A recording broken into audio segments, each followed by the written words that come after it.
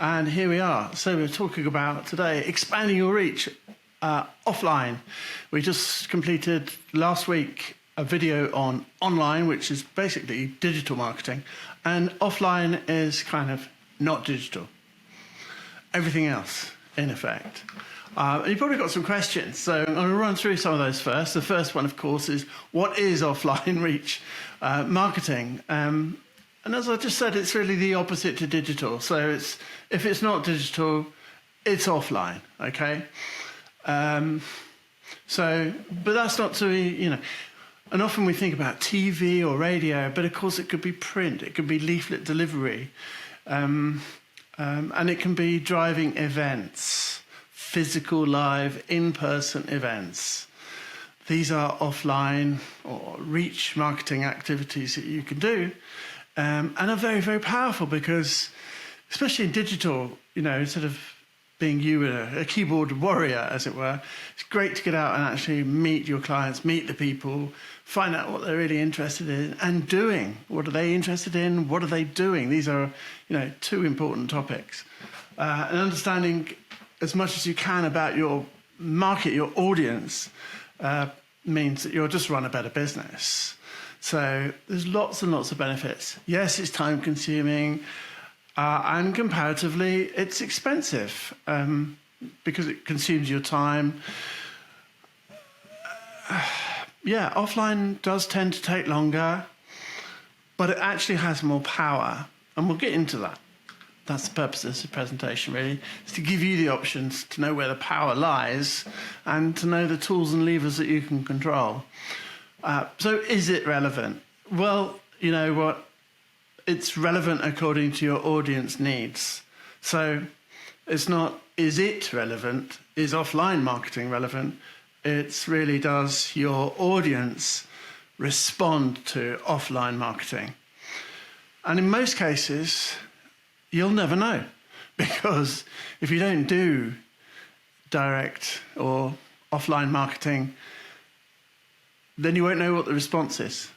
But the reality is that it's a more open space than it used to be. It used to be that the only form of marketing was offline, of course, so everyone used it. And then when the advent of online, which appeared to be faster, cheaper, etc., fewer and fewer businesses and people used direct marketing, or offline marketing, I should say.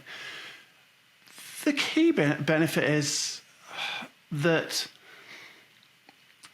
with offline marketing, you'll actually meet someone or, deliver something, put something in their hands where they live. So, the contextual surrounding plus the physical transfer of information, even if it's from letterbox to hand to bin, okay, the message is consumed. It's very powerful, very strong. It's why, pollsters and political parties use it a lot, but more on that when we get there. Essentially, you can meet a wider or a more diverse audience, but it might be that your audience is not online all the time. Okay, at the same token, they're not always standing by their letterbox waiting for a document from you, but it's this convergence of media. The fact that some people are online some of the time, at home some of the time, or at work some of the time, you can get to your audience where they are when it's appropriate to them. So it depends on what you sell. For example, what you want to promote, whether you want to promote something to a place of work or whether you want to promote to a person where they live. And this is really interesting because digitally, you tend to only be able to promote via a website. So if someone's looking, and depending on what they're doing, may or may not be in context. So you have a little bit more control if you just know where your information is landing. It means that you can create a more memorable experience. And creating powerful, memorable experiences is really important to sales conversion. So if it's important to sales conversion, then chances are, proportionately, you'll get more sales. Another common question is it either or can they work together? Print or offline and online marketing? And the answer is yes. So online, you can say, hey, get our newsletter, get them to sign up to the electronic version, ask them their address, and start posting their version at home. Yes, it's more expensive, but how many people actually get newsletters delivered to their home? Or you can do an electronic version, and you can promise a better, bigger, more full, more complete version, with USB drives or CDs or gifts, lumpy mail, promises of information that can't necessarily easily be delivered via the web. And maybe it can, that's not actually necessarily important. Again, premium customers like to receive premium information. So if you can deliver that to them in their hand, that can be much more powerful. So it has, the other angle, of course, is when you deliver offline information to the home, the call to action can, of course, be go to a website accessible via a mobile phone. You can have a QR code in print, or type in a shortened URL or a QR code. Send them an email. You can do it in a range of ways. The other thing is you can track those. So you can give each type of media, maybe I'm jumping the gun here, a different kind of link, or the same link but different tracking code on the end. Well, yeah, I jumped the gun a bit. How do I measure the effectiveness of offline marketing campaigns? Well, you can use tracking codes. So it's just some information that you add to the end of a URL. So your consumer still goes to the page intended, doesn't get in the way of anything. But at the end of the URL, that information is delivered to your website, stored in your analytics, makes no difference to the consumer, but enables you to measure response rates and track it back to return on investment, so you can analyze the overall impact campaign. Very powerful. What are the most effective marketing channels? Again, the answer really is where is your audience? And I mean, when it comes to things like TV advertising, it can be budget related, but increasingly there are low volume or low cost packages, test packages, or less expensive channels that don't cost as much as you may think. And some of the smaller channels might actually do response only deals.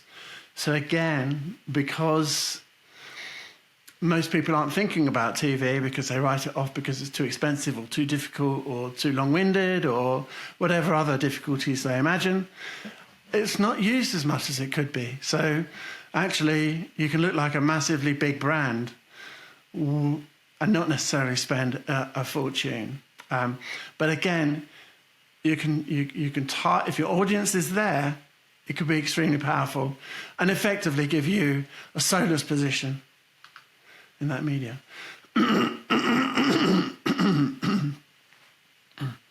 So event marketing is very powerful. Event marketing, most companies, the way they do event marketing is they turn up at an exhibition, they rent a stand, and the exhibition organisers have organised it for them. I've done many of those. Very effective. But that's not the only way. You can run your own roadshows. You can run your own quarterly or national meetings or international meetings. There's all sorts of things that you can do. In local pubs, local halls, there's venues up and down the country that are empty a fair chunk of the time that you could take over. Some of them are exhibition halls, really geared for it. Hotels tend to be, from a corporate perspective, have a really nice shine on them and have loads of extra benefits built in. People can stay over, they can buy food, breakfast, you name it, they can get it. Any kind of service they want, usually from the hotel, and come to your event. Also means that your event can be catered. you'll be looked after. There's usually an events manager at most of these places. And some of the upmarket, as I say, the pubs and clubs, also offer these facilities. However, the problem with pubs and clubs, of course, and it's not the alcohol, the problem is the noise and the potential lack of privacy, people bursting into your room, and kind of horseplay, which may or may not be conducive to your business. It just depends what business you're in. But yeah, events can generate buzz, they can be exciting. They obviously allow one-to-one communication. It allows you to really eyeball your customers and to understand them more, and for them to understand you, get to know you. So it's a two-way deal here. Maybe you're in a recruitment drive, you want to pull in more agents or representatives or commission-only agents, in which case the entertainment and the camaraderie, friendliness, all of that kind of stuff comes into play. But it's very important for any kind of network. You'll find that just about every kind of business that runs a network business, like has a network of agents or sellers or is physically distributed, will have some kind of centrally arranged event program where they just have these get-togethers for social reasons, human reasons. Okay, very powerful. So, just a reminder here, lots of live resources. I got the key part of it really is, there's some essays which are quite interesting, which give further insights into the topics I'm covering today, but the key part of these live resources is lessons and workshops. So I've written out a number of lessons that reflect the questions that are most commonly asked. And the lessons are less lectures, but they're kind of like, what lessons would we like to learn? And then more suggestion or time is spent on what the workshops might look like, which are really just a series of questions. And you can run those on a one-to-one basis, like if you're a one-man band, or you can run them if there's a group of you as a team event or exercise. Really up to you.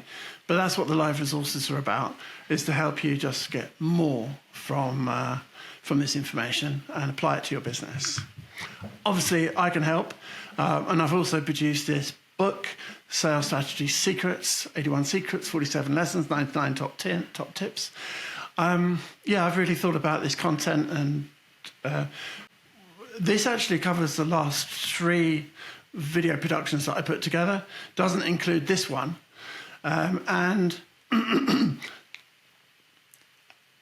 There's another book that I'm writing now that will include offline reach. Okay. Hopefully my voice will last. Right. So the best way, I love this quote from Peter Drucker, best way to predict the future is to create it. Couldn't be more true. Bit about my background, kind of companies that I've worked with. I've worked with a lot of companies that don't have brand names too. I've appeared on radio, TV, and had my articles published. I've got somewhere, a couple of places publishing my articles at the moment. Quite a few testimonials. This is a great one from Dan Kennedy. Strategies David reveals literally turns conventional thinking on its ear. This is exactly the kind of advice I needed when I started my career. Basically, this whole program is literally starting from the beginning, step by step. First of all, focus on who your audience is. Find your perfect customer. Number 2 is really craft irresistible offers. Number 3 is really pitch, right? I called it online reach, and this is offline reach, which is part of the pitch process. And I layer all this into what I call Network Navigator. And I call it Network Navigator because we do live in this world of different networks. So each of these companies, for example, I've worked with at different times.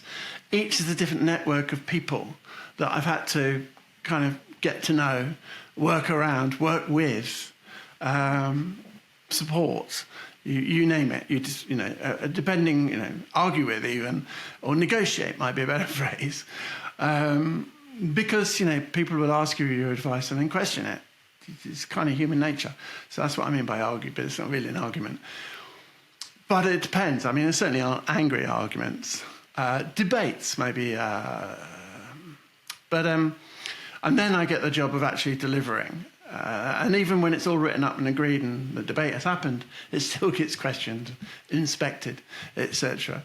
And this happens with small companies. It just happens with people. So, again, live events is a good place to practice, working with people. It really is a good thing. So, with all this digital capability and technological prowess with regards to what we tend to deliver, as I like to say, you don't need to sell. You don't need to be a nuclear physician to actually sell a power station. Someone just wants the power, right? They kind of don't need to know too much about how it's made. Yes, they're interested in safety, and there'll be all technical people on both sides that will reassure that safety exists and that they work towards certain standards, and that'll be all good. But actually selling or delivering the power, it's part of the process of delivery, of course, is technical. But there's still a lot of huge requirement to sell and resell and reconfirm and double check and reassure everyone involved in the different parts of the process that everything is fine and that everything's going really well. And it's not as easy as it sounds, so hence all these steps and the Network Navigator. Now, the way I look at it is the Network Navigator is actually underpinned by what I call the 5 Ps. So they are people, pitch, process, performance, and presence. So I'm going to go through those in this presentation. And hopefully we'll get through it all. Okay, so here's another one. In the world of internet customer service, it's important to remember your competitor are only one mouse click away. Oh, so true. Word of mouth, there you go. They are. So you not only need to satisfy and engage, you need to really lock your customer in. Okay, and lots of ways of doing that, but including kind of emotionally, which might sound weird, but nearly all sales are emotional. So I'm not talking about blackmailing. I mean, it's only really government departments that do that. HMRC, who come along and threaten that if you don't do something, they're going to conduct an investigation. But in sales, you can't do what the government does. You can't blackmail your customers. I mean, and you have to compel them. You have to delight them. You have to give them a level of service that they can't get anywhere else. And using offline media is a great assist in that process. So you may have reservations that offline's expensive, but how expensive is it for you to lose customers, right? Okay, because you were being a little bit cheap on the maintaining of a relationship. And it is an area that lots and lots of businesses do try and cut costs on. We want to reduce entertainment because it's expensive. But I think I mentioned political advertising earlier, roughly. They do a lot of leaflets by mail. Wherever you live, you've probably had several leaflets by mail, pushed through the postbox. And every now and again, I don't know what, 1 in 5, it doesn't matter which party, it could be a charity. It doesn't have to be political. But you can see the ones that try to cut the costs because the paper comes through the door and it's already paper mache, right? And it's like you're reluctant to even touch it, or you can feel its poor quality the moment you pull it out, or it starts to shred because it's so weak, or you open it and it splits into 2 pieces straight away because the paper is so thin.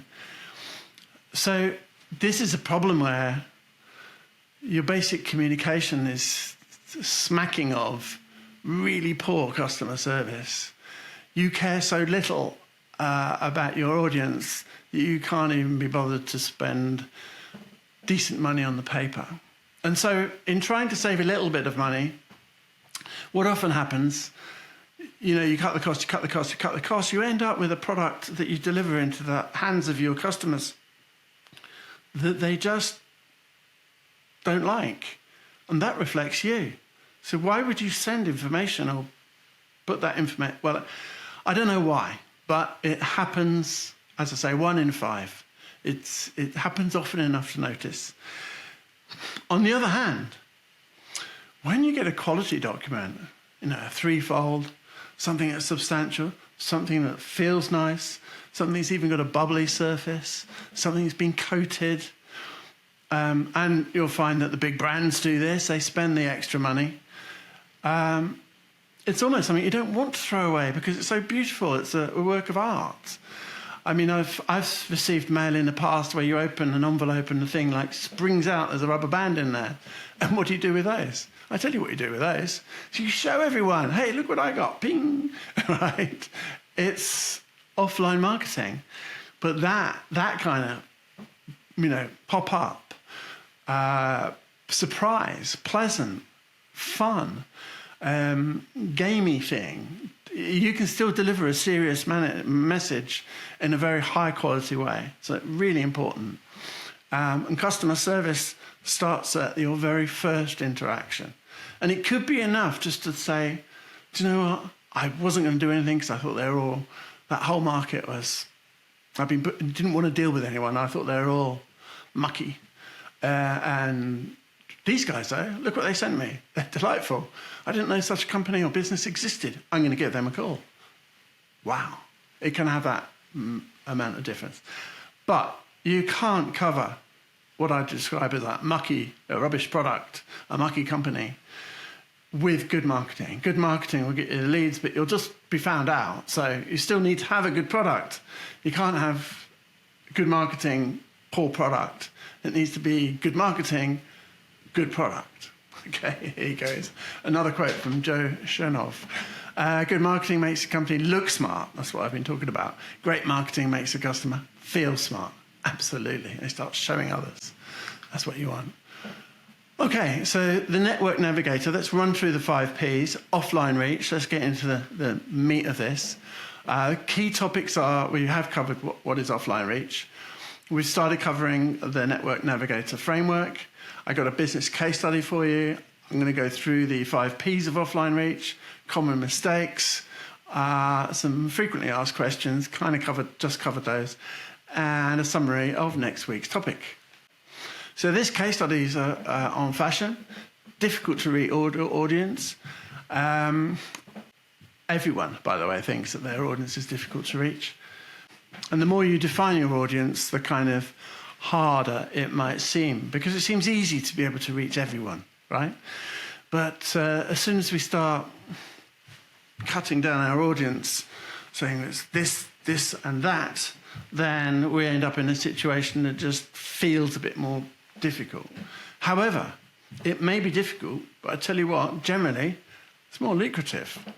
So this particular fashion, let's talk through how it works. This particular fashion case study, we start with mid-sized businesses with, say, 30 retail locations nationwide. And it doesn't matter if you've only got one, or if you only plan one, or if you're just starting. Just imagine you've got 30, or 40, or 50, right? Because even if you're starting out, your ambition should be, and usually is, to expand the business. So, it's part of the planning. Where does that market exist? Okay, so, could you run it across 30 retail locations? Yes or no? Does it have to be in London? Does it have to be on the South Coast? Does it have to be in Scotland? Can it be in Wales? Can it be in West London? Can it be where, Middle to high income individuals aged 25 to 45. Okay, where might they be? Probably in cities. Just a guess. High quality, trendy apparel with excellent customer service. Okay, it might also be certain farm owners, but they're few and far between, I should imagine, all widely distributed geographically, so tough to get hold of. But nevertheless, if we start imagining who our high-income individual is, aged 25 to 45, the greater definition we can apply, then if they happen to be farmers that are widely distributed, well, That's just the nature of the beast. That's what we've got to work with. All these issues, like dealing with HMRC and the government, and as I referred to, these are kind of the tools that you've got to play with. These are the issues that you've got to deal with in business. And I'm not saying you should make it hard for yourself, but actually by targeting your customers and thinking about where your business is and where it wants to be, you're actually going to make life easier for yourself.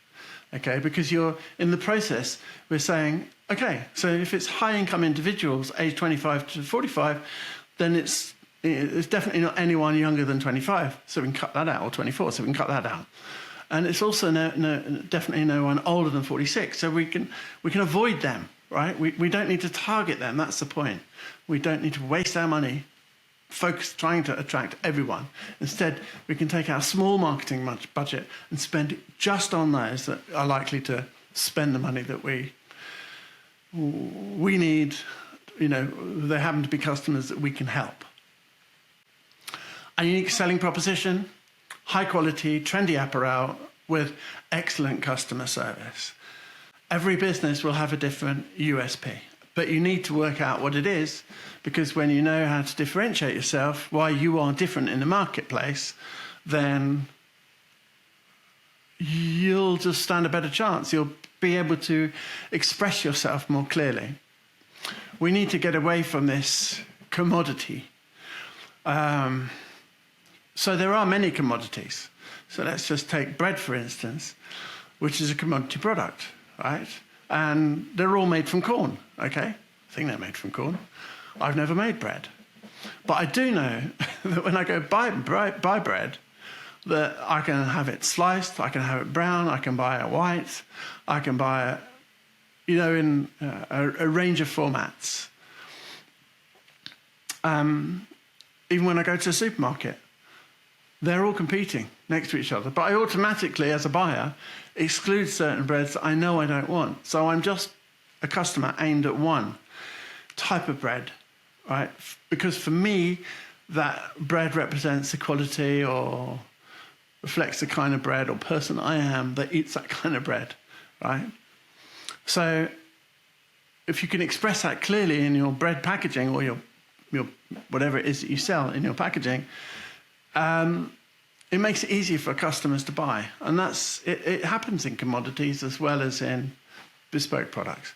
I do enjoy selling bespoke products. Okay, this fashion case study. So details here, more detail on the people. So I talk about Network Navigator. These are the different kind of networks. So customer types, fashion-forward individuals, working professionals, fashion bloggers. 3 different types of networks. Key stakeholders, 4 more different types of network. Suppliers, retail staff, brand ambassadors, local influencers. Cultural networks, local communities, event organisers, fashion shows. And then there's suppliers and partners. Now, all these different people represent just everyday networks that we are surrounded with. And each of them needs to be, worked, managed, understood, communicated with, asked questions of, treated as an individual group as much as we can. Because what we want to do is tailor our service or product, even our fashion products, to their needs, right? So we need to find out where the match is between what it is that we sell and what is, what they want to buy. I mean, some of those audiences will want workwear. So out of all the fashion that you sell, how much of it or which items are workwear items? So you would point that particular customer towards where the workwear section is, for example. In fact, I can think of several companies that make millions and millions doing exactly that, right? That is their business, workwear. And they're just making it for, nurses, doctors, vets, and all different types of professions that need different uniforms, workwear. Those that are outside, those that are inside, those that are dealing with chemicals, those that are dealing with fluids, and the list goes on. The pitch. So the first thing is to craft a compelling message. Much easier done when we know who we are pitching to, hence the people. See the order here. We tailor the pitch to the audience segment. So the examples are on this screen. By the way, you can get a download through of all these slides through the bit.ly/live resources link that I'll remind you of. There's a QR code coming up again in a minute. And then there's examples. So I've written out some headlines on radio, TV, or wherever, direct mail. You don't have to use these medium, but they are included. They are non-digital. Process. Every campaign needs to be planned and executed. Probably the most important issue here is, money and time are the two most important to most businesses. And so they are really to the process of promoting a fashion industry business. Planning starts with research, like who are you going to target? And again, with your targeting knowledge, you cut down the cost because you end up only promoting to those that are most likely to respond. Okay? Executing offline takes more time than most other medium. Digital is fast, but its conversion rate or its sort of life of interaction, I should say, with a consumer is fleeting compared to offline. So, often an ad can be measured in milliseconds as to how long it's stared at, or certainly seconds. When something arrives in the post, even if all it happens is it's picked from the post box and taken to the bin, you could be into minutes. Your message is being turned over, reviewed, perhaps kept, perhaps passed on. And it's in context of where they live. So it could have a more powerful effect rather than in context fleetingly of a search for something else or some other task they're completing and they really want to go to bed, where they're not paying any attention to the ads, but you're still paying for them. Performance, measuring success. You can measure just about everything. If it's on your KPI list, your key performance indicators, you can track, responses from print campaigns or offline campaigns. You can analyze, through the digital outcome, the campaign results. Or you can collect data such as shop sales or postcode data about how much was sold in what area. And it's true, some postcodes will, it just depends on what you sell, but some areas will outperform others. You would like to know, I'm sure, which areas buy more of your product. Maybe there's a whopping great big hospital in the middle of it, and they're just going to buy more workwear. And it's very convenient, and they're all aware of you because of your multiple layers of campaigning that's been going on for such a long time that you are just their first choice. They've already worked out you are for them. And the other thing, of course, that comes with performance measurement is continuous improvement. So this is where you adapt, you change, you review the outcome. If you start tracking it, you can see the seasonal variations, for example. You can see the variations between promotion. You get to a point, in fact, where you're running a different promotion every week. I've worked with some companies, some businesses, where the promotion changes on a day-to-day basis. Sounds complicated, but do you know what? For the effort involved, they make more sales. So, yeah, effort is required to generate more sales. So presence, I mentioned this, surrounding this hospital and different media. This is the thing about offline mixed with online is you get to a point where you're omnipresent, okay, where customers start saying, I had to buy from you, I see you everywhere, you must be good, you're clearly number one around here. With enough money, you can invent that situation, and many companies do that deliberately.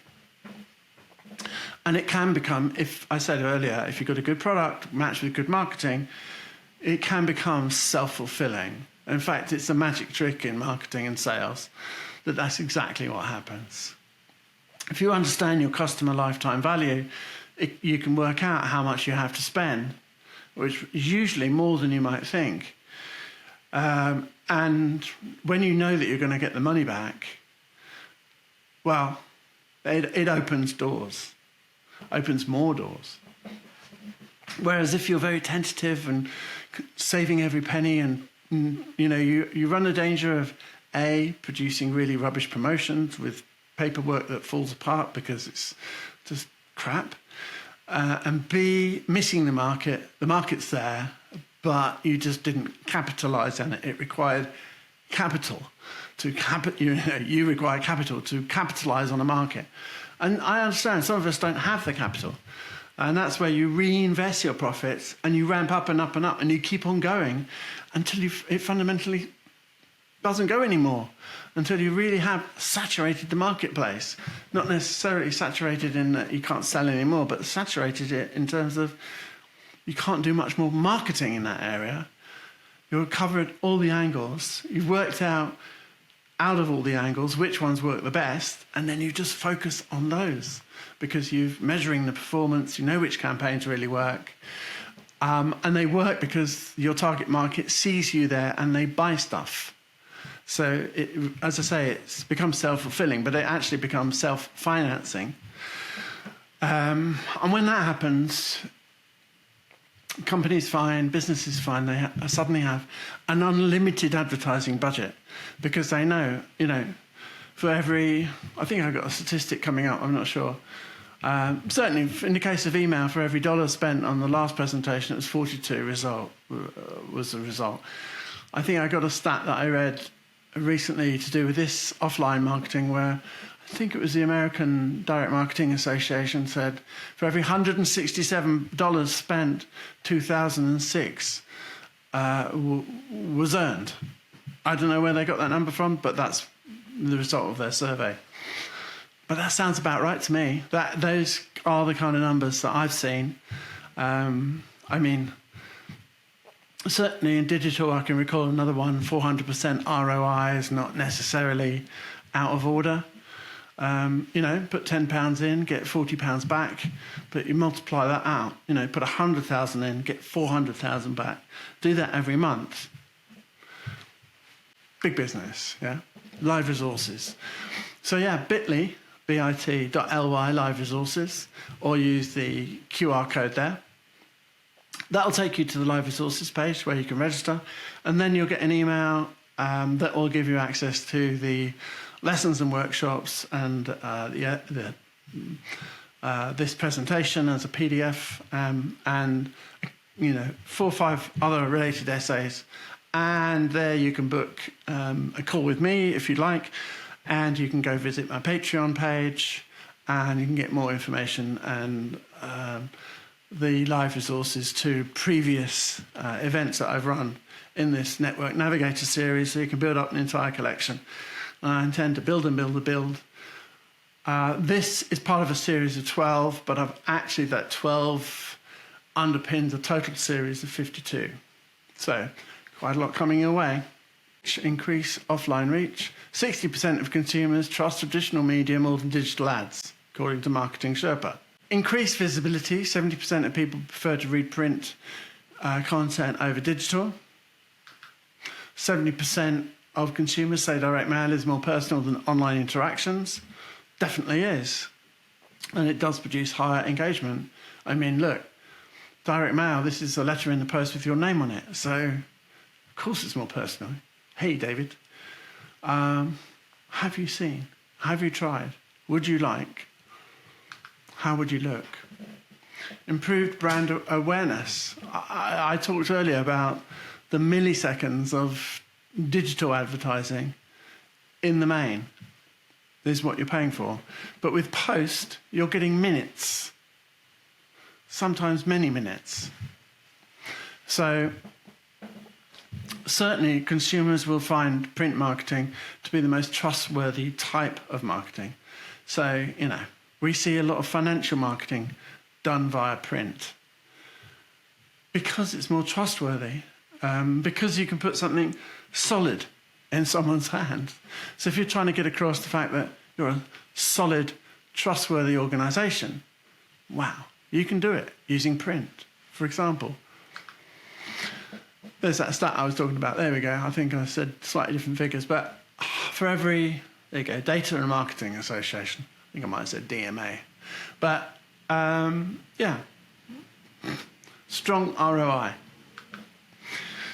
Influence of TV advertising. I know not everyone does TV advertising, but as I mentioned earlier, you can.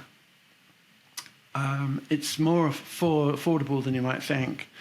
Plus, a lot of people watch YouTube on TV, and I've noticed a lot of TV adverts being run through YouTube.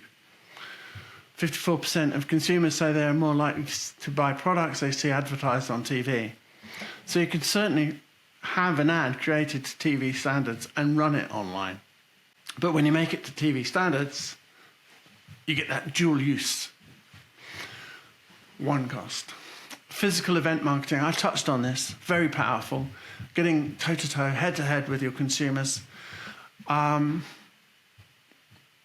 Much more, those people that attend are much more likely to buy from you after attending a branded marketing event, partly because they've already bought into you to go to the event, and then at the event you've delivered on your promise, and so they are expecting and wanting more. So why not give them the more that they expect?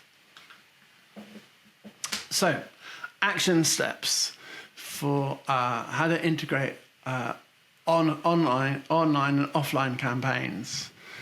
Again, this is a deck that you can download at the bit.ly live resources link. You can leverage local media. So there's lots of newspapers, radio stations, and community events to target local areas. Segment and personalise direct mail. You really must do this. I talked earlier about the different networks that you're part of, and just in that case study, you could see easily we got to, I think it was somewhere between 10 and 20 networks. And that's without me being a specialist. Well, okay, I'm a bit of a specialist, but not in that particular fashion industry. If I was really in there with the customer, I know that I would double that list, if not triple that list, because the customer would start saying, they would start revealing networks to me. They might not even see them as networks, but I would start saying, well, that's a different network, that's a different network. And the more of those different networks that we can identify, then the clearer we can get in our targeting. And also, when we've got a list of networks, we can start now thinking about, well, what networks are related to those networks? What networks feed into them? Okay? Sub-networks, networks that feed, who are the suppliers of that network, right? Who else? And now we get into piggyback marketing. We start working with other people serving that market. We give them information, or especially offline marketing pieces that they can hand out to their customers, or we even co-brand, which means we pay for some of the budget, but we're not paying 100%. We're sharing the cost. This is a great way for companies to work together to get greater market reach. You can get to a point where the effect is more powerful than digital and the cost is the same or less. So it just depends on how smart you are in working with partners. But when you start pointing those facts out, you start to discover that you can find a lot of partners quite quickly. So, it can be done. Takes effort though, and takes time. And of course, you end up with a group of people who need to agree to all these things. But you generally also end up with a greater package. So, you can go to the market, with a bigger presence, stronger, more elements of success packed in, higher chances of ROI, and longer life with your potential target audience.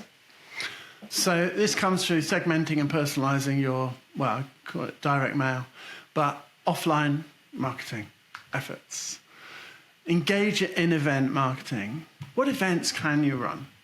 If you've got events, how can you run more of them? Yes, they can be time-consuming, but they are certainly powerful.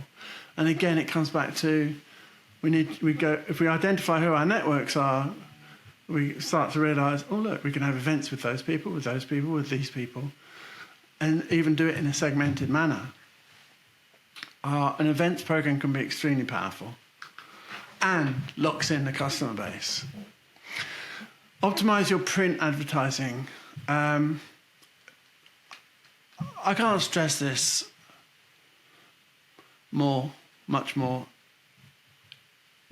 You need to put together quality deliverables, thicker card, not thin paper.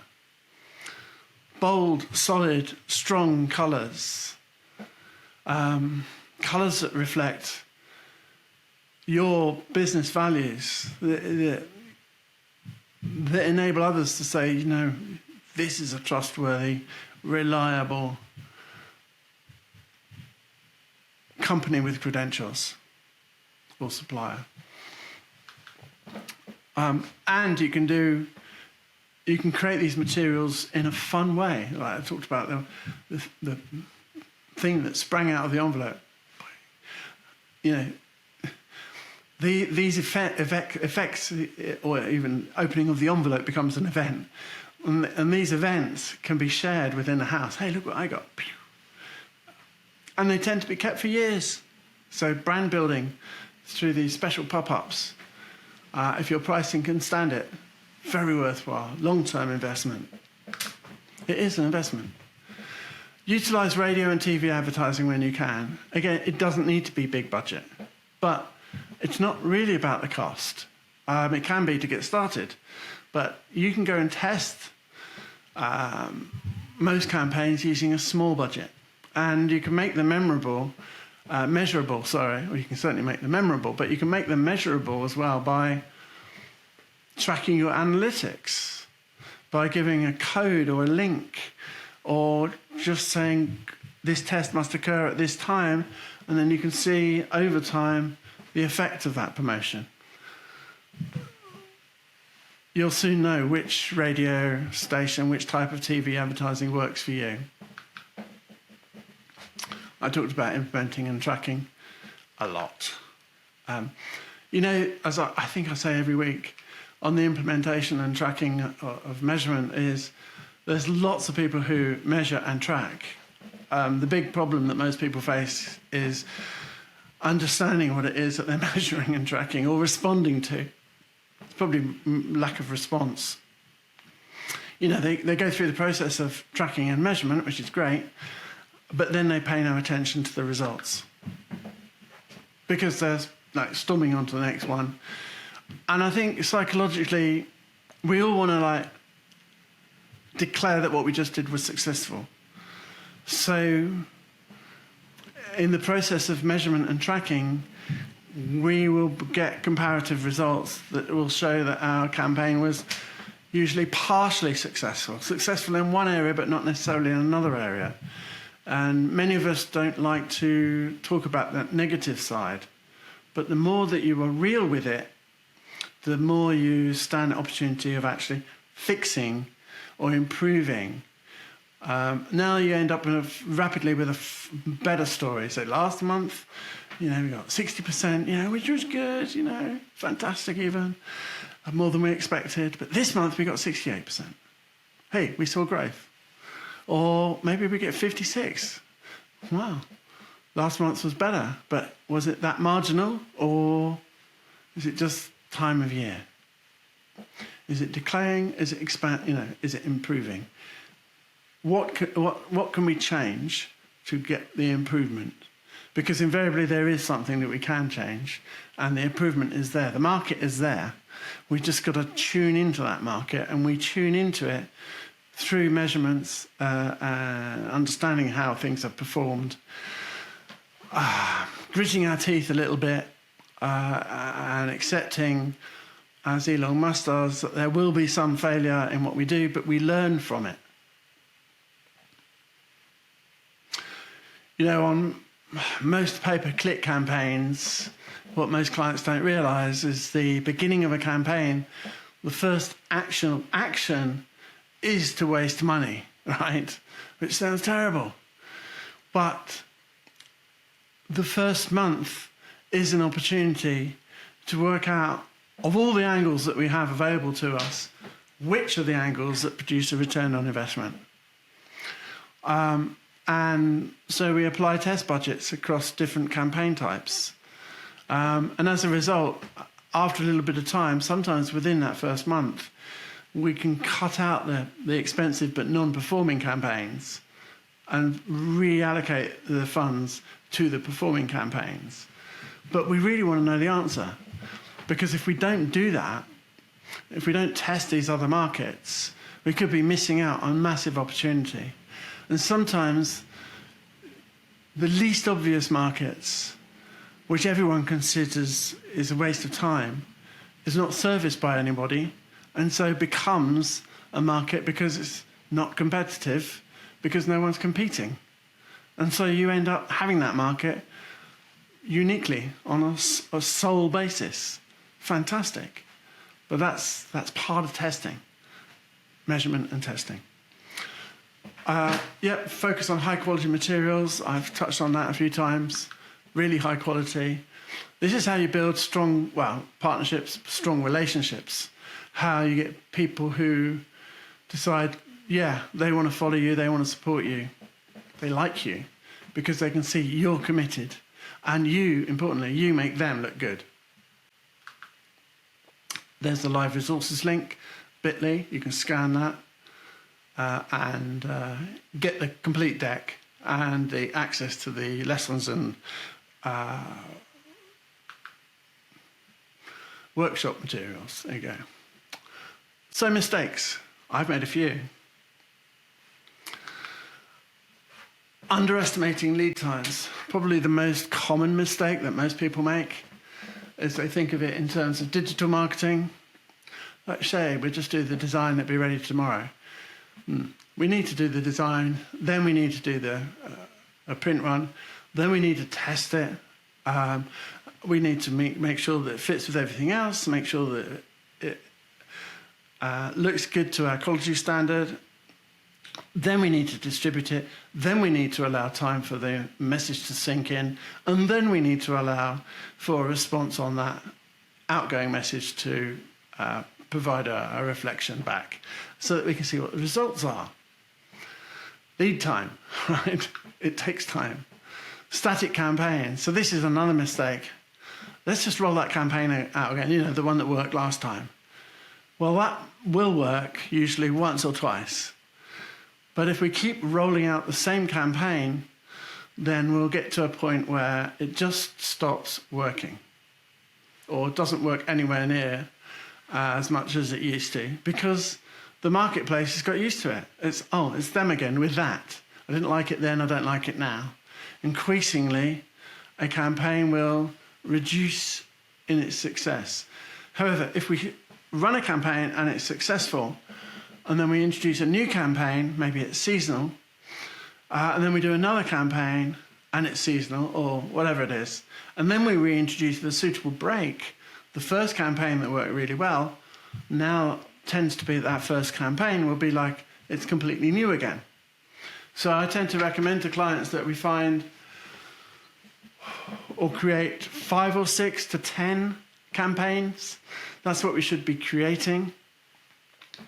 Because what we're fighting against is the creation and distribution of static campaigns. There's nothing worse than running a campaign that is seen to fail. because you just cannot get more money, more marketing budget if it's not getting return on investment. But if we're in a situation where we run a campaign and it doesn't quite fail, or doesn't do quite as good as we wanted it to do, but nevertheless we got customers, and that's quite often is the outcome, then to have more bullets in our gun, as it were, means that we can fire them off and effectively get rid of the blanks. We'll find out which campaigns are more effective, do produce better results, because it's out there, because the market's there. That's just how it works. And usually our initial design, what is it? Like most websites, for instance, are gauged by how beautiful they look, right? Often, what does the marketing director's wife or husband think of it at a glance? Which is not an objective valuation. The only objective valuation is when we run a campaign, present it to potential customers, and they buy. That's the only real evaluation. Quite often we put together campaigns and the design, the look and the feel, the style, it's all based on, someone's feeling somewhere internally. I can give you case studies of various companies that have produced, glossy, beautiful brochures, set against companies that produce what appear to be poorly laid out or stuffed full of information type of packaging or brochures. And it's the ones stuffed full of information that tend to work better. Now, I'm not talking about, the quality of materials. It still needs to be high or high enough. You can still get to a point where you can have, a campaign let down by poor materials. But anyway, the point here is static campaigns. Campaigns don't last forever. They all reduce effectiveness over time. Here's another classic. I've seen this so many times, where you get so involved in the story, the communication, the messaging, what we want to tell the marketplace, that there's kind of like no call to action, no coupon, no phone number, no single way of taking action, no way of progressing from the materials delivered to actually buying stuff. Inadequate staff training. Oh, this is a classic. This is where marketing or the sales department puts out materials, doesn't tell anyone, incoming leads occur, and the people answering the phone are like, or in the store, what? No, we don't do that. Can't tell you how many times that happens. So here we are, my favourite part, the reading list. Starting with nothing less than The Lean Startup by Eric Ries. Fantastic book. A few people have a go at me for writing a book called How to Start a Business Without Any Money. But the point is a business is all about making money. So if you can run a business on a lean basis, then you maximize your profits. And this is what we want to do. Keep costs low, sales high, make a profit. That's what businesses exist for. So the Lean Startup, full of tips, advice, ideas. To me, it's both time and money that you want to save. These are the two most important commodities that you have in business that you can control. And that's what my book is all about. Lean Startup is another book in that genre. Social media ROI, all about getting return on investment. And I think the key to this is when it comes to social media, it's easy to get caught up in the statistics of likes and shares and those kind of things. And they are important statistics. But ultimately, it is about the financial return on investment. How much are you spending versus how much are you getting back? Sometimes it's difficult to tell because tracking isn't quite as good as it ought to be. Or, if you drive one media to another media, you can kind of lose it in the analytics, which media is working right. Social Media ROI, great book, Managing and Measuring Social Media Efforts in Your Organization. It's worth doing. And here's a book about it.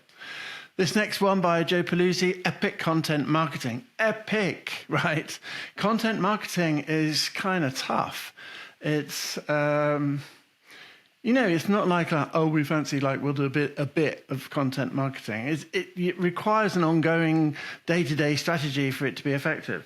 You need to put out a lot of content, and you need to do it in a way that's not boring. So you really do need, epic kind of scale of strategy. Now, this does not mean that you need an epic budget, climbing mountains, flying around the world, how to tell a different story, break through the clutter, and win more customers by marketing less. Yeah, absolutely. You break through the clutter by being interesting, by telling your story in different and interesting ways. And it's entirely possible to do. So the most boring thing is to say, we sell tires. Hey, we're still selling tires. We sell rubber tires. We sell tires for cars. You can't tell that story in many ways. But what you can do is telling the heartfelt, deep story from the participants' perspectives, and how the tires saved the day, right? Now, without sponsorship, without necessarily the one-to-one relationship or filming rights that you might acquire, you can still tell that story, right? You can still talk about how tires, different types of tires, save the day in different events, different activities, in different ways, in surprising ways. And then there's a story of what happens to the tire, how they're recycled, how they're, how well they last, how you maintain them. Boring old tires, I tell you, who knew there was such a lot to say? But when you dig deep, there is actually quite a lot to say. And, if you stock a certain type of, buy my tires because it'll make you feel better. Oh, yeah. If you can demonstrate that and talk about how the owner struggled to find the right kind of tire, to fit the right kind of application and all the trials and tribulations and the efforts and everything, the reader's like, wow, I'm really interested in making sure I got the right tire on my car, my vehicle, whatever it is. It becomes more interesting. You can tell boring, interesting stories about boring topics. Okay, they exist in just about every commodity too. Tires, I picked on that. It's a commodity. So, live resources. There are resources. I've spoken to you about them a few times. You can get them over at bit.ly, bit.ly. It's just a URL shortening service at Live Resources. They also gave me this QR code as well, so you can scan that on your phone if you're watching it on the TV or something. And it'll take you through to bit.ly/Live Resources. And it's a card website I've set up, just an opt-in page to enable you to download and get access to the resources for this week's event. And, there's a couple of more, there's 6 or 7 documents, including this slide deck, 4 or 5 documents that kind of expand on this subject a little bit more. But the part that's really useful, that a lot of people, the interesting part is the workshop. Now, I can't remember how many there are on this particular case, but let's say, for instance, there's 5 lessons. There'll be a workshop for each of the lessons. Now, the workshop you can run on an individual basis if you're a one-man band or a startup. Well worth doing, because this is part of the planning process that you can do in advance of running your business. Or even if you're an established business, you can do it as the MD, as the CEO, as the financial director, as the sales director. You can do it in your lonesome if you want, or you can do it as part of the team. It's really up to you. If you do it as part of a team, then what's interesting is you just get more feedback, more discussion, and ultimately you get more buy-in, which is what we want. We want the team to own it, right? And to love it and to live and breathe it. And if you go up and ask most teams, they'll tell you that they do. But when you actually run it as run a discussion as a workshop, then you kind of live the proof. You live the life. You are living the life of, the focus on the product area that you need to have. And you can correct false beliefs, or you can steer avenues into the more profitable areas. You can consider a wider range of points. I mean, it's just incredible what comes out of these workshops. And you can run them, if you invite me to help you, it becomes a facilitated workshop. I'll gladly help you. You can set up a 15-minute call with me through this same link, and I can talk you through how the workshops work if you want. Or you can run them yourself. It's really up to you. This is just a limited subset of what's available. There's so much more. Remember, I'm doing this as kind of a generic presentation. I don't know your business. If I did know your business, then I would tailor all of these presentations. We'd narrow in, and we'd get a bit more specific in the workshops that we created. Nevertheless, although the workshops and the lessons are generic, they address the most common questions and mistakes and issues that I see so much. And the reason I'm sharing this is I want you to get some value from it, because I know when you get some value from it, then you'll go, hey, I know someone who can help me. And maybe you'll refer me to someone else, or maybe you'll invite me in. It's completely up to you. No pressure. So, okay, talking about no pressure. Will you join me on my next journey, my next presentation, which is on sales techniques and systems, which promises probably to be a little bit shorter than this one, much more bullet point orientated, but a really important subject. At the end of the day, a business is designed to generate sales for it, and it's the sales that pay for everything. And for some reason, probably a very good reason, there's a lot of business owners out there who focus really well on the quality of their product, etc., and delivering the goods. And that is absolutely vital. You cannot sell rubbish product, okay? But often you can have a high-quality product that doesn't sell. This is what I'm trying to help you to avoid. But another way is you've got a great product, let's now maximize those sales. That's what this is all about. All right, see you on the next one. Thanks for joining me once again. And yeah, I look forward to seeing you next time. Thank you. Bye for now.